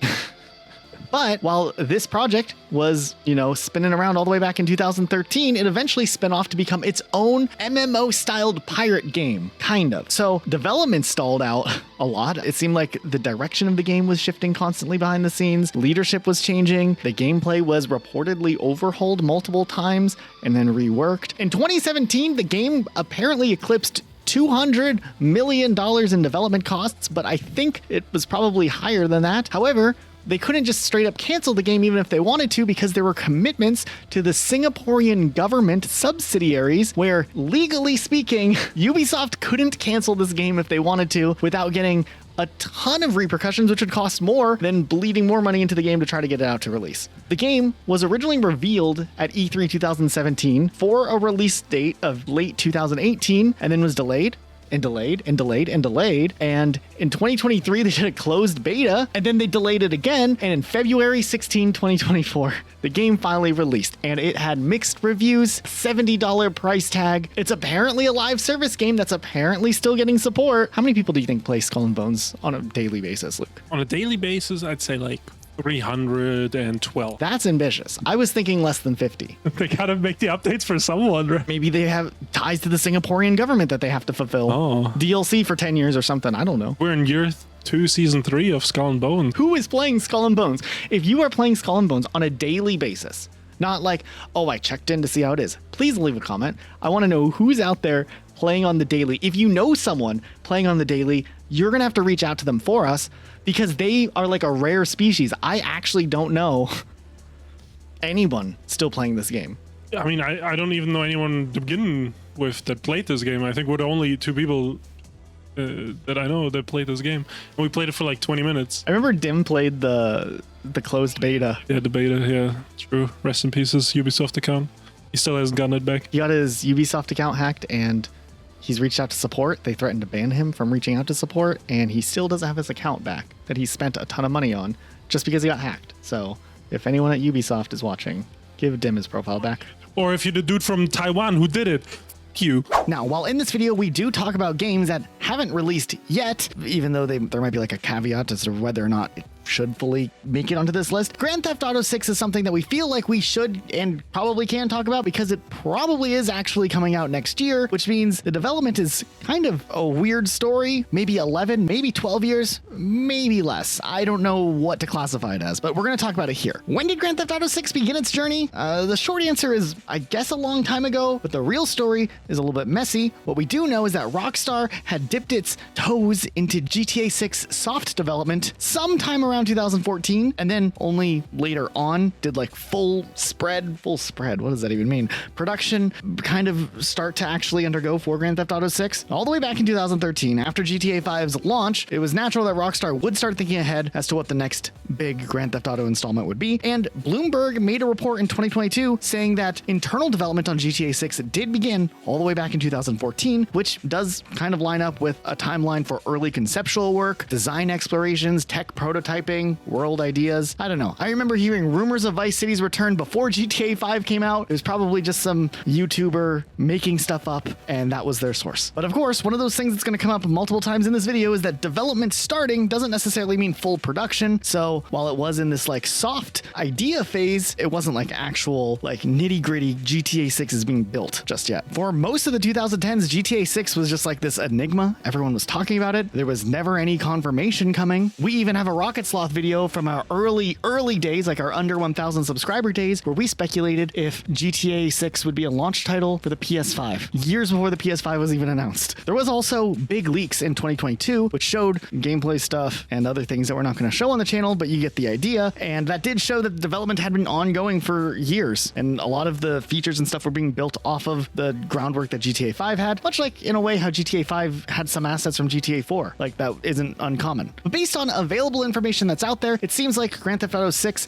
definitely had like a little team working on stuff all the way back in 2014, but likely full-fledged production didn't start until sometime after Red Dead Redemption 2, which makes sense because we talked about Red Dead Redemption 2 in this video already, and that game took a long time too. But look how like fleshed out the world of Red Dead 2 was. Now imagine what they could do with years of conceptualizing things, making a game, and then probably being like, hey, we don't like how this looks, let's scrap it and make something else. And they did iterations, but I am optimistic optimistic that GTA 6 will hopefully at least somewhat live up to the hype. Honestly, GTA 6 hype is probably a little higher than our realistic expectations should be, but it's one of those things where the expectations are so high, even if the game lands like halfway there, it's going to be way better than majority of games that we've played, and probably significantly better than GTA 5, unless the game's like straight up just awful, which hopefully that's not the case. Jeez, I don't know. That's a grim future. I'm just going to pretend that that's not a possibility and hope for the best. Talking about a game that took 11 years of development, we have Return to Dark Castle. All the way back in the 80s, there were two games that released. Dark Castle, released in 1986, and Beyond Dark Castle, released in 1987. If you fast forward 10 years after that, there were these two dudes, both named Zach Morris and Zachary Black, who decided that they were gonna have their own studio called Z-Sculpt Entertainment, and they pitched a sequel for Dark Castle to the rights holders called Delta Tau. Interestingly enough, Delta Tau listened to this pitch for a sequel game because they recently had some success doing a colored remake of the original game. They were like, sure, it's been 10 years, we're sitting on this IP, go ahead, make something. Now, all the way back in 96, this game was originally set up with a 4-year development cycle and was planned to release sometime in 2000. However, they had some technical difficulties, I guess, and the game never ended up hitting the deadline it was supposed to hit. However, there were still murmurings from the studio, from the publisher, and then fans wanted to know more about what this game is, and they kept slowly drip feeding different updates, demos, teasers, all types of things, just to keep fans engaged while the game development was going on. After a while, fans are like, hey, where's this game? And then the publisher would be like, we don't announce release dates. That was just their stance, apparently. They were anti-release dates. I don't know what that really means, to tell you the truth. So it gets a little bit muddy when we go into the development here, because I was pretty sure Delta Tau was going to be the publisher, but as it turns out, they were just the rights holder. So when the game actually apparently was finished, which the teams announced in 2006, they had to find a real publisher. Confusing how that works, but the game was finished. It just took, an extra 6 years on top of the 4 years of development that was given to them. But then it took them a while to find a publisher. They found a publisher eventually called Super Happy Fun Fun, which is a crazy name for a publisher, and they ended up picking up the game, but they didn't want to release the game right away. They decided they wanted to sit on it for a while, and then they finally released it for the first time on the Mac OS store in 2008. And there was supposed to be a level editor, but then that got delayed, and that later came in 2013 when they did the Mac OS X port of the game. So we ended up with the official game Return to Dark Castle shipping in March of 2008, and then I never heard about this game ever again. Actually, I didn't even know this game existed before I did research for this video. So, have you ever heard of Dark Castle? No, this is I don't even know many games besides from the 80s besides Mario, maybe. Zelda? Metroid? Okay, non-Nintendo games from the 80s. Pac-Man. Wasn't that the 70s, technically? Maybe, yeah, I guess so. Oh, 1980 on the dot. Well, we got Pac-Man and Nintendo games. The rest never survived. Maybe Final Fantasy. Oh, I bet you it started in the late 80s. I mean, the original Donkey Kong, but that's Mario too, I guess. Wait, hold on. We have to know more games from the 80s. Pong? That's 70s, but counts, right? I mean, yeah, okay, we'll count it. When was SimCity? Was that the 90s or was it the 80s? 1989. Ooh, barely. I could probably say there's probably a Star Wars game in the 80s, but is it really does it count? I don't know. Dude, Outrun? Outrun? It's the racing game. Galaga? Dude, our boy Qbert? When was the last Qbert game? Dude, we need Qbert the sequel again. The new sequel. And then just two bonus ones, Frogger and Spy Hunter, before they added Dwayne Johnson. Hell Laboratory actually has another game that even took a year longer to develop than Kirby Return to Dreamland, and that is Mother 3, or Earthbound 2, I guess, as it would have been called here. I've always been confused about the naming conventions in the Mother or Earthbound series, but I think I kinda understand it now. Mother 2 is Earthbound here, and Mother 1 is known as Earthbound Beginnings here, but that's besides the point. Anyways, the third game is called Mother 3. Mother 3 took 12 years to develop, starting development in 1994 after the second one was released. They did maybe even start planning a sequel as early as 1992 for the cancelled Super NES CD add-on, but full development didn't begin until after Mother 2, so we're gonna count the 12 years starting there. At first, the game started out as a Super Famicom game, but then development switched over to the upcoming N64, even though the Super Famicom version had already made good progress. During this time, Mario 64 was also in development, and they got inspired when they saw the upcoming Mario that was gonna be a launch title for the N64, and they decided to make Mother 3 a 3D open world game. And because of this big scope, for a short time they even planned for the game to release on the disc-based add-on Nintendo 64 DD that would let them squeeze some more power out of the N64. But when the 64 DD kept getting delayed, plans for Mother 3 switched back to a classic cartridge, and in 1999 at Space World of that year, the game was shown off with a release date of mid-2000s, and this footage was well received. People were excited for the game, and news outlets at the time even speculated that the game was already over 50% done. But throughout the following months, the game faced delays, and by August 2000, it was officially cancelled publicly. This meant that this N64 version of Mother 3 was officially dead, as the N64 era was slowly coming to an end. It didn't take long though before Mother 3 got revived, and in 2002, development as a GBA game began. They did play around with some new visuals, but eventually settled on an art style that was more close to Mother 2. And at first the game was planned for 2005, but even this GBA version faced some delays, and it would finally release in April of 2006, making it 12 years from 1994 to 2006. It was kind of weird though, because the Nintendo DS was already out by 2006, but I guess you could still play GBA games on the DS at that point, so that was probably what they were banking on. And I mean, this wasn't an issue because overall the game was well received in Japan, and the GBA release didn't really hold it back either, because the sales were also good.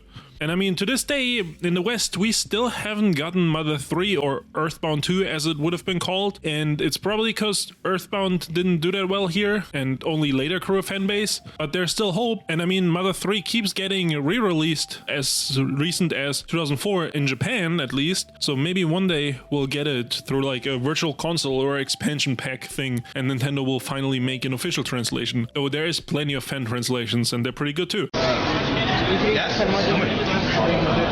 It is in 2 weeks. Any plans to bring Mother 3 to America? Oh, yes. Everybody asking that. Okay, so next we have the champion, the original gangster, the grandfather of extremely long game development, Duke Nukem Forever. This is probably the most famous example, at least from my point of view. I don't know.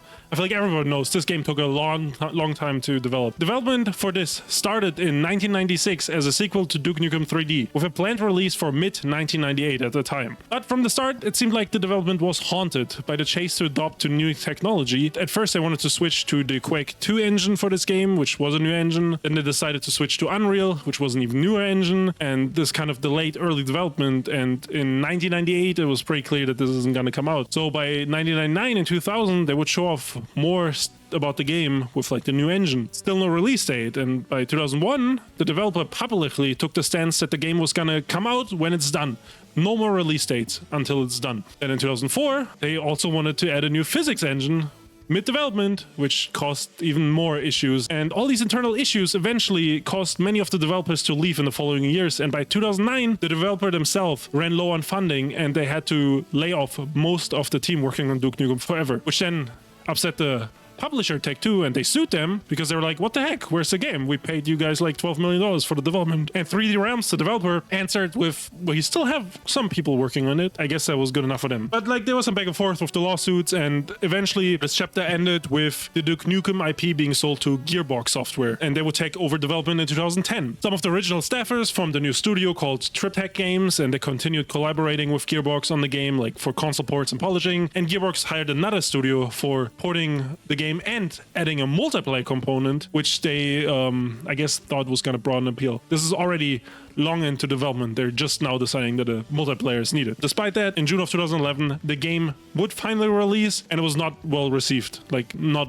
at all. People had been waiting for this game for 14 years, and it was just like kind of mediocre. And at the time, 14 years did earn them a Guinness World Record for longest development. Obviously, it's been surpassed now, but there was a point where this was a official Guinness World Record development cycle of 14 years. Elijah, did you know that only 2 years after the success of Super Meat Boy, the original creators announced a game in 2012 called Mewgenics. I did not know that. I didn't know this either. I put some emphasis on the dash, by the way. They'll be relevant later, but I'll explain that when the time comes.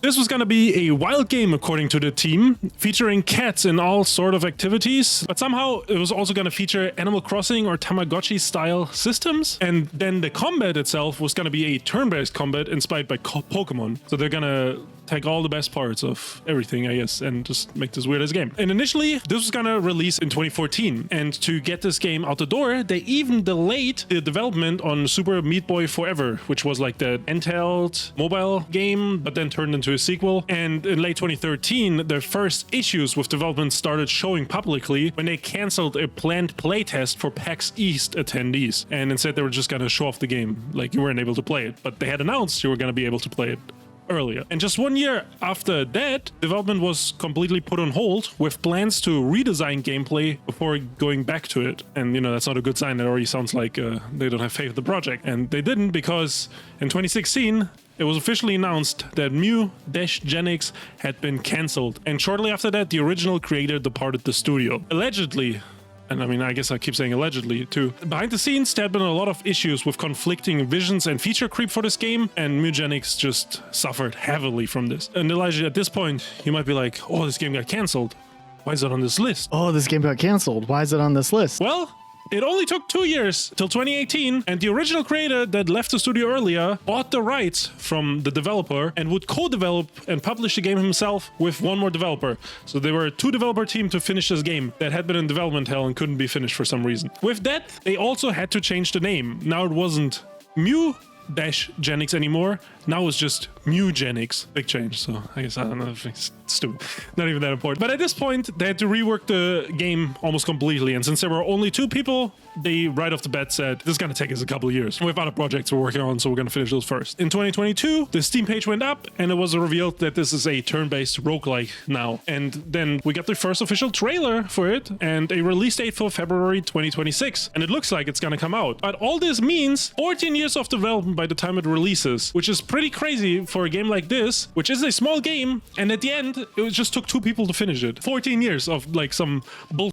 Speaking of 14 years, do you know what game also took 14 years to be developed? No, which one? You know that Suicide Squad game that came out a couple years ago? 14 years? Yeah, the Suicide Squad game, Kill the Justice League, took 14 years from when it initially was trying to get off the ground until its release date. So in 2010, Jeff Johns, who was the then DC Comics creative director, confirmed that a game based on Suicide Squad was in development, and that was kind of all we knew. In 2012, he talked about it a little bit more, which is like 2 years later, saying that WB Montreal was working on it and it would enter full production once Batman Arkham Origins wrapped up in 2013. So like, there's connections here all the way back then. They were planning Justice League to be the continuation of the Arkham universe. However, sometime after that, WB Montreal was reportedly removed from the project, but development was then transferred over to Rocksteady Studios, the team behind the Arkham series. So if anything, things would be even more cohesive than ever before. And then WB Montreal would then pivot their work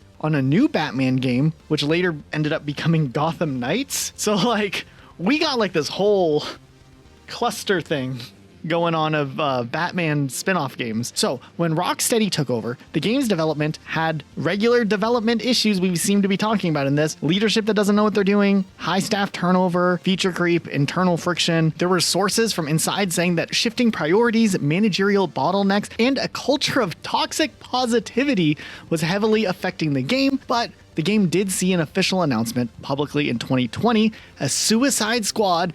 Boom, kill the Justice League. But people immediately, I think, saw through the game's like facade because the game was going to have all these live service elements creeping in there, like, always online type stuff, seasonal content, in a game that people just wanted it to, if anything, be a single player experience. Also, Suicide Squad's reputation had been kind of like a little rocky at that point because of the, what year is it, 2016 movie? Yeah, I think it's 2016. The existence of Suicide Squad in general at that point, people were like, this is going to be a hit or miss. Maybe a miss. The gameplay design was shifted after this announcement again to make the game less melee focused, more gun focused, but then the game got delayed a bunch. When it was originally supposed to release in 2022, it got delayed a couple more times, and then it launched in February of 2024. And the game had pretty mixed reviews. Some people liked the story, other people felt like it completely shit on the legacy of the whole Arkham series that existed before. The game apparently underperformed just a little bit. Warner Bros. Took a $200 million loss on it. So yeah. And then less than a year after the game's launch, the development studio announced that support of the game would end in January of 2025, with the final update marking the conclusion of seasonal content. They did add in an offline mode, so people can go and play that, but they weren't going to like update the game any further after that. And then they did some layoffs at the studio. Specifically, they laid off people in the quality assurance and support team section. Yeah, that's where we're at with the Suicide Squad game 14 years later. Well, 16 years later, but you know what I mean. Or 15 years later. I remember seeing this game on sale for like $2.99, like very like within a year. It's kind of sad, honestly. I only know one person who enjoyed the game, and it was Cheeseburger. Did he really enjoy the game? Oh yeah, he bought the game twice. He bought it for himself, and then he bought it for our other friend. And then he played it. I think he was disappointed in how they handled it, but like really believed in the concept of the game. And I think that kept him playing a little longer. I think he ended up having to go back to Insurgency Sandstorm after that.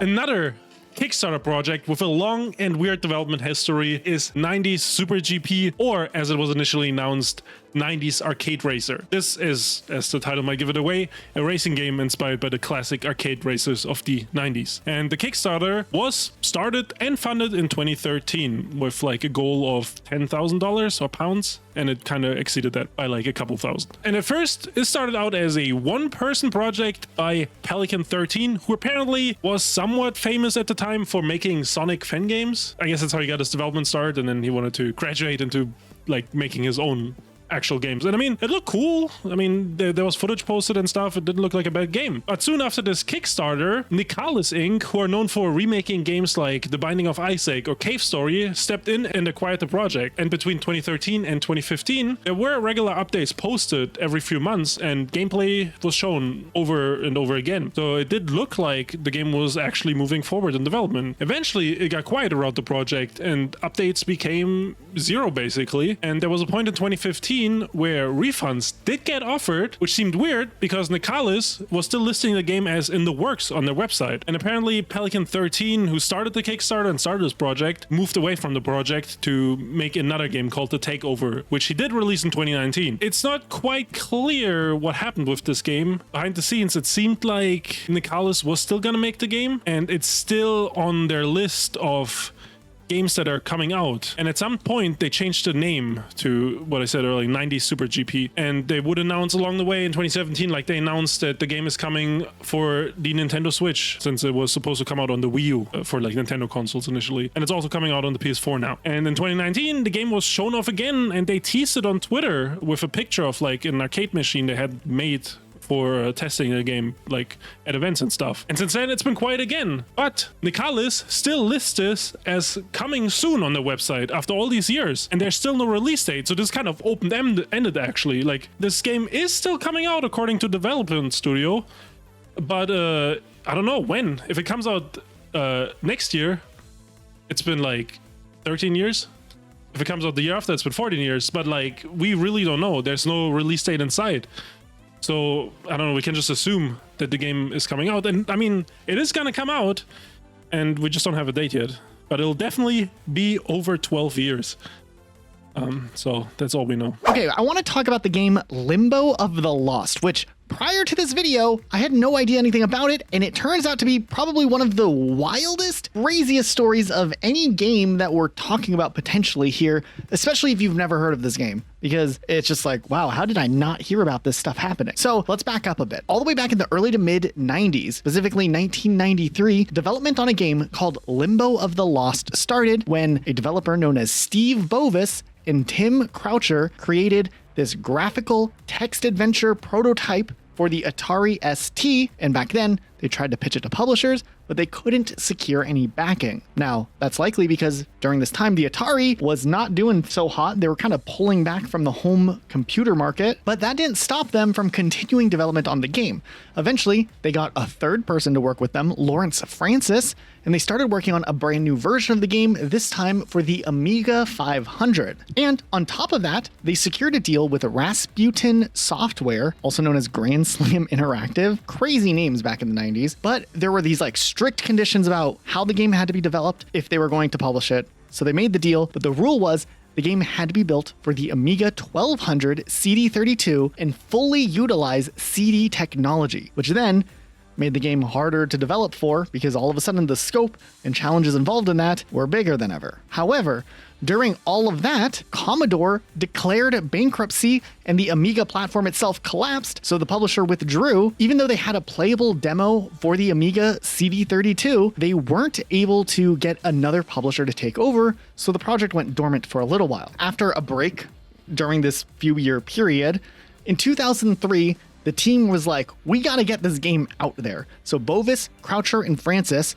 regrouped and called themselves Majestic Studios, which is a wild name also, especially for the early 2000s, and they decided to resurrect their project Limbo of the Lost. This time, they were gonna target Windows and build it as a full-on 3D point-and-click adventure. So, over the next few years, the game went into this development phase. A bunch of the game would be redeveloped a couple of times. Timelines changed, pipelines changed. They grew their team out a little bit, and there was some back and forth on how the game structure should be. But nonetheless, all the way later in 2007, they announced that they would be teaming up with G2 Games for the European publishing of the game, and they would find a North American publisher later on, which would then end up being Tri-Synergy, another publisher I'd never heard of. So, after all of this, the game finally launched in 2008. And that's not even where the story gets interesting, because when the game launched, it kind of flew under the radar. I don't think too many people even played it or knew about it. I mean, some people played it. Some fans played it, some new people played it. Interestingly enough, when they started playing Limbo of the Lost, some people noticed a few weird things like certain backgrounds, models, puzzles even, were kind of very, very similar to different assets that were in other game titles like Oblivion, Thief, Deadly Shadows, Diablo 2, Unreal, and others. So they were essentially getting accused of plagiarism, and in June of 2008, the North American publisher Tri-Synergy ended up pulling the game from distribution amongst all of the plagiarism controversy, stating that they were unaware of the asset reuse when they originally agreed to publish the game. So then, at first, Majestic Studios attempted to defend everything, claiming that some of the questionable assets came from a contractor. So they're like trying to push the blame off. But then, things internally were starting to fracture because Croucher and Francis publicly announced their separation from the studio and started blaming internal management and rogue behavior from certain developers for this whole thing happening. Then, in later interviews, both of them doubled down, disavowing the studio and placed the blame squarely on the third person who had started the team and the project with them, that Bovis guy. It was his fault, apparently. They accused him of controlling the project and undermining the others. The reception was, doomed at that point. The critics already didn't like the game, and they didn't like it even more when they found out there was plagiarism in it. I mean, honestly, those stolen assets were probably the best part about the game.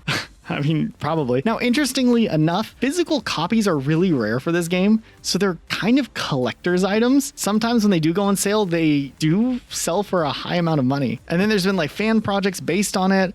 It's like a whole rabbit hole in itself. But, I mean, it's wild. Imagine just a game taking so long, a game that's not even a part of another IP. It gets all of these issues. It finally comes out, and there's plagiarism in it. Okay. Mind you, this game's development time ended up spanning 14 years.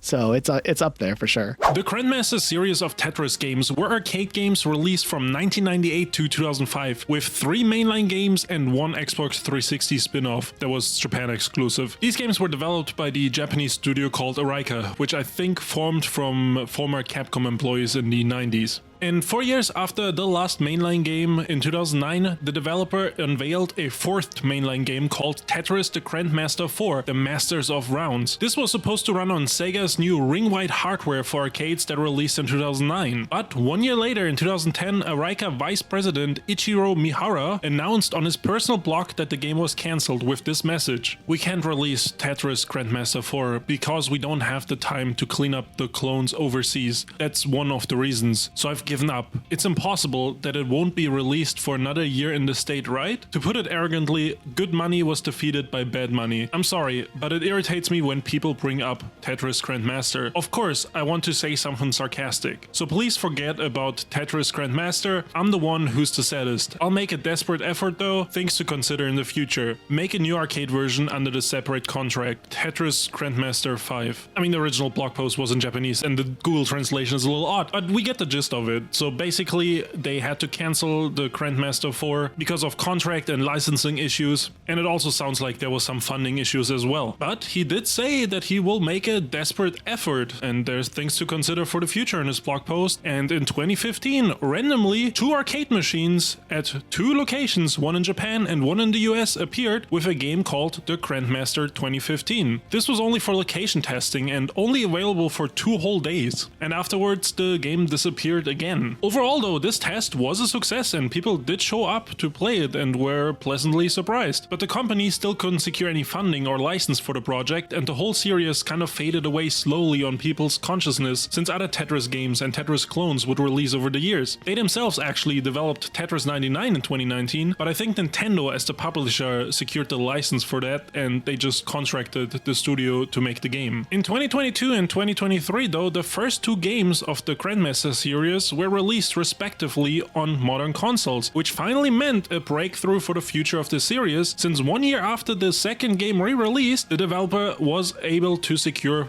a license from the Tetris company once again. Now they were able to produce a 4th mainline game for the first time since 2005, and then the 2009 and 2015 versions were revived and used as the groundwork for the Grandmaster 4 that was about to release. And in 2025, it did release under the name Tetris the Grandmaster 4 Absolute Eye on Steam, meaning that after being announced all the way back in 2009, after 16 years, Tetris the Grandmaster 4 finally came out. Reviews seem to be very positive, and the game had some fun modes that they initially envisioned and they're finally able to realize. So I guess the wait was very long, but the passionate developer behind the series never gave up, and eventually it paid off. This next one, well, I don't even know, dude. This is a game that, like, we could just make a 3-hour video on. Like, it's just too much going on with this game. I cannot like talk about every single detail in this short section, but maybe in the future we can make a full video on this. And that game I'm talking about is Star Citizen. Now, there's a lot of stuff that has happened over the years with this game, and a lot of interesting development history and like weird stories. And did you know there is a yearly convention called CitizenCon that they hold for this game? Ooh. Now this game has to kind of be like one of those caveat games, right? Because it did release in a playable state, right? I'll explain that. I'll explain what happened. There's too much to deep dive into, so like I'm just gonna try to keep it short and precise. Pre-production for this game began in 2010 and production began in 2011. When the Kickstarter launched in 2012, it was supposed to release in 2014, and this initial Kickstarter brought in over $2 million on a $500,000 goal. But then, you know, years of delays, delayed betas, abandoned roadmaps, more release delays just kind of signified that this game was just deep in development hell and wasn't gonna get finished anytime soon. But somehow, through a miracle of God, or I don't know how, they kept raising money, and at this point in time, they almost raised $1 billion for development of this game. And I don't know how on earth there's anyone who would still invest money into this. Like, I don't know, everything I've ever learned about this game is that it's just a big scam. And $1 billion for a game that is not out after this long is kind of crazy. Apparently, most of the development issues, or a lot of the development issues, stem from the developer just having this big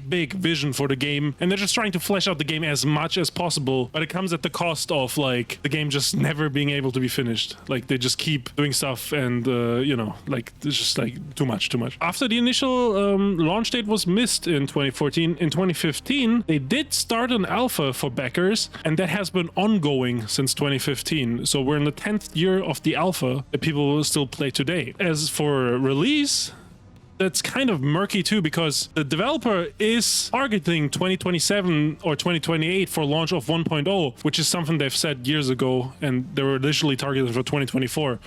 So I would take that with a grain of salt. So if they do launch 1.0 in 2027 or 2028, that kind of is like 16 to 18 years of development, depending on how we look at it. Maybe we should go and spend like a month in the game. Like, just play it every day for 30 days and see what happens. Yeah, I wonder what the entry to it is. Like, how much do we have to pay to get in? $45 for the starter pack. Why is it so expensive? What the hell? And the packs go... Wait, is this real? Wait, there's a pack for $27,000? That's how they raised $1 billion? I mean, this is kind of outdated, maybe. We have to talk about 6 Days in Fallujah. This is an interesting game because it was controversial, and then people thought it was canceled, but then it wasn't canceled, and then it's like now out for early access. But what is going on here? So all the way back in the mid-2000s, the idea for a 6 Days in Fallujah video game, I guess, began in the mid-2000s with the development studio Atomic Games, who were playing around with different types of training simulation tools, some of the same ones that the real US Marine Corps use. And since they had contacts, they heard firsthand stories from Marines who were involved in the Second Battle of Fallujah in Iraq in November of 2004. So somewhere along the lines there, the idea to turn, those intimate, tactical, realistic, scary accounts into a realistic shooter was born, and they worked on like a pitch for this game idea. Originally, this game was going to like blend documentary type things and interactive game elements where players experience urban combat from the perspective of not only Marines, but also Iraqi civilians. And Atomic went through the process of interviewing over 100 individuals, including Marines, soldiers, and Iraqi civilians. They went and got photographs, videos, and like did a whole bunch of research to make this game really, I guess, authentic. Just a couple of years later, the game was publicly announced in 2009 with a release date planned for 2010, and Konami was originally attached as the publisher. But with this game being announced, there was some backlash where critics and some veterans alike kind of questioned the ethics of dramatizing a very recent, very politically charged conflict, and the studio was accused of trivializing war, promoting like one-sided narratives, or maybe even acting as propaganda during a time where, Call of Duty and stuff were really, really popular, and, the Modern Warfare series was a brewing. Modern Warfare 2 was supposed to be coming out that year, and remember how controversial that game was released? It's not surprising that like the social climate caused some blowback towards Atomic Games. What wasn't expected though was that the public pressure actually caused Konami to withdraw from the project as the publisher, and that meant that the development studio no longer had a publisher and things were kind of unstable. The studio ended up seeing a ton of layoffs, and then in 2011, with no game released, the studio ended up declaring bankruptcy, and the project essentially was canceled, or at least that's what everybody thought. As it turned out though, the game was apparently finished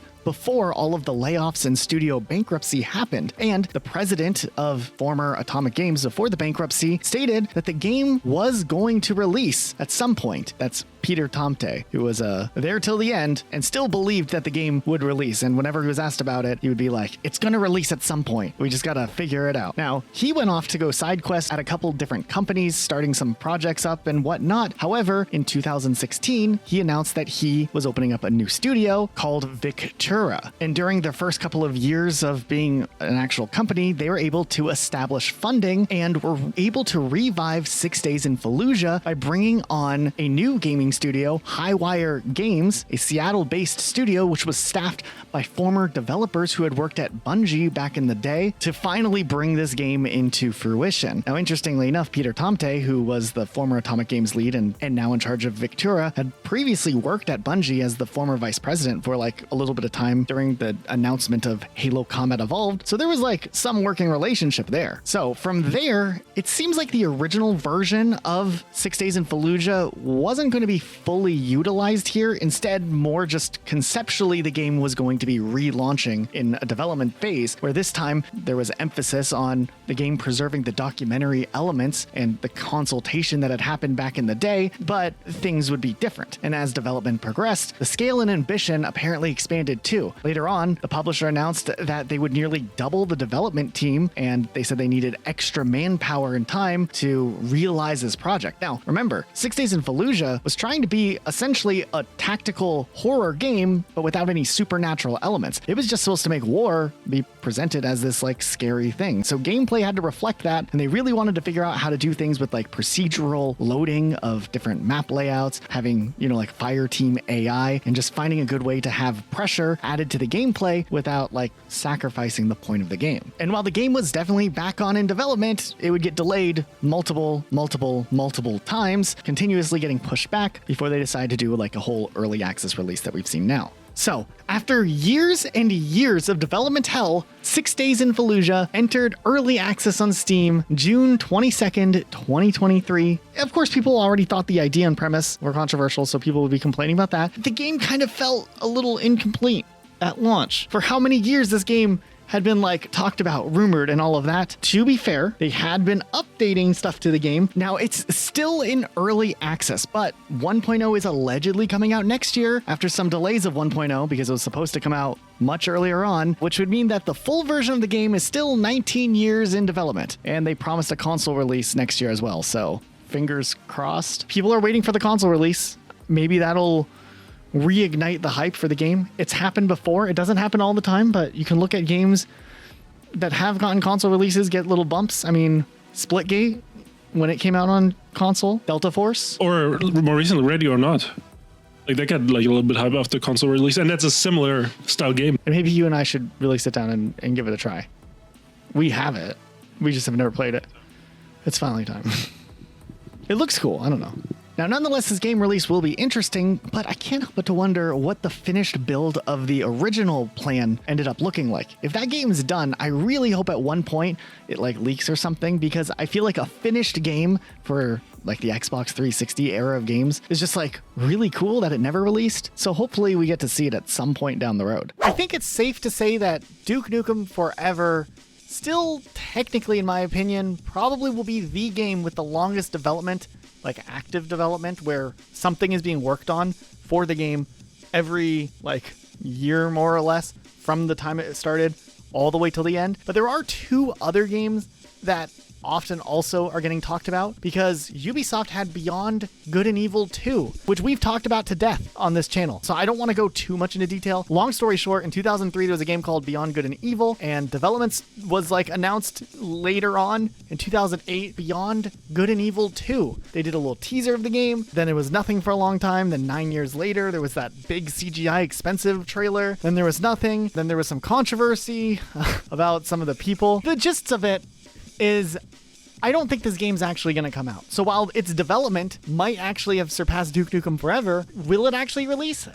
Probably not. I mean, it could. I mean, Dead Island 2 released, and nobody thought that was coming. So it could still come out. They changed up the lead after the prior creative director unexpectedly died. But after that, there hasn't been anything talked about for the game. So I don't know if Beyond Good and Evil 2 will ever come out. So I don't want to like get too hung up on it for this video, especially because Duke Nukem Forever really does deserve at least the credibility for the long development cycle. However, there is one other game that does also need to be talked about. It also has a Guinness Book of World Records record, and this is for the longest development period from time that the game officially started until time that the game was released, of 28 years. Though there are some caveats to it, I still think we need to talk about it here, and that game is a Clockwork Aquario. What is going on here? Let's back up to the early 90s. Now, Clockwork Aquario was a game that was being developed by Westone Bit Entertainment, which was best known for like Wonder Boy or like the Monster World series. The project started in 1991, maybe 1992, and was intended to be Westone's final arcade game that would release, being built for the Sega System 18, which was like Sega's arcade cabinet systems. This game was going to be a big deal. It was going to have co-op play and have a really cool, colorful sprite work to it. And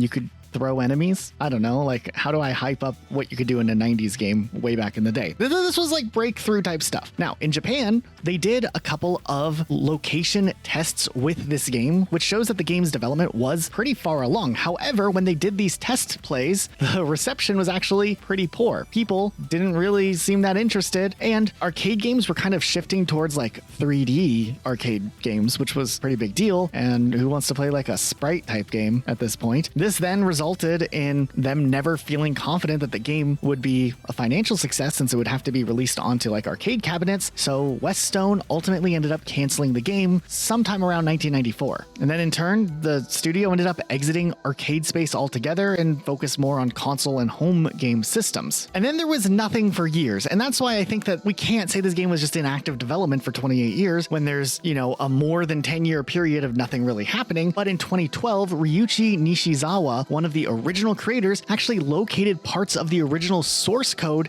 in Weststone's archives. And while over time of the game just sitting there, dormant or whatever, parts of assets to the game would become corrupted or lost. So a restoration team was then assigned, and they reconstructed some of the missing assets for this mostly finished game. Matter of fact, a lot of the original people who worked on the game were involved in part of the recreation or repairing process, at least as an advisory role. Since the idea of such an old game being resurrected to finally release did seem appealing, the rights to the game ended up getting acquired with all of this buzz by Strictly Limited Games, which then collaborated with ININ Games and some of the original Weststone staff to produce a restored version of the original vision of the game. But the whole point of this restoration was to make sure that the game maintained faithful to the original version, preserving the game's look and feel and mechanics while filling in gaps where necessary because things maybe weren't working. Now, the game was originally planned for 2020, but it did get delayed once till 2021, and they wanted to make sure that the game was complete and working properly. So finally,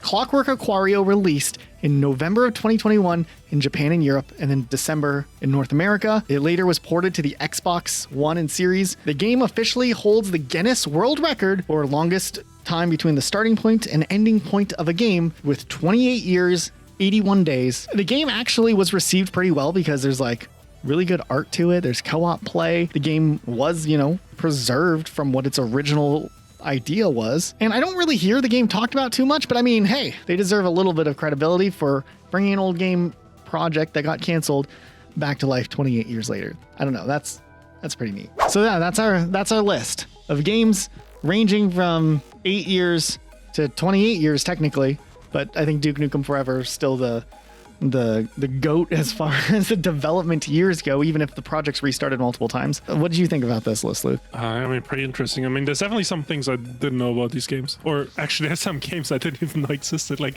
what did you talk about earlier? Dark Sector? I was like, what the hell is that? I think if you liked this video, you should watch our video we did on games that are probably never coming out, because we do talk about some of the games that we talked about in this video briefly in more depth, but there's also other games that are interesting in there too. So you might like that video or the one that YouTube's recommending to you now. It's also a good choice. Huge shout out to our patrons and YouTube members giving us funds for these types of videos. Thank you. We know we don't really plug it enough, but if you guys have like some money burning in your pocket, you should definitely give it to us because we would appreciate it. That's it. We'll see you guys next time with a new video.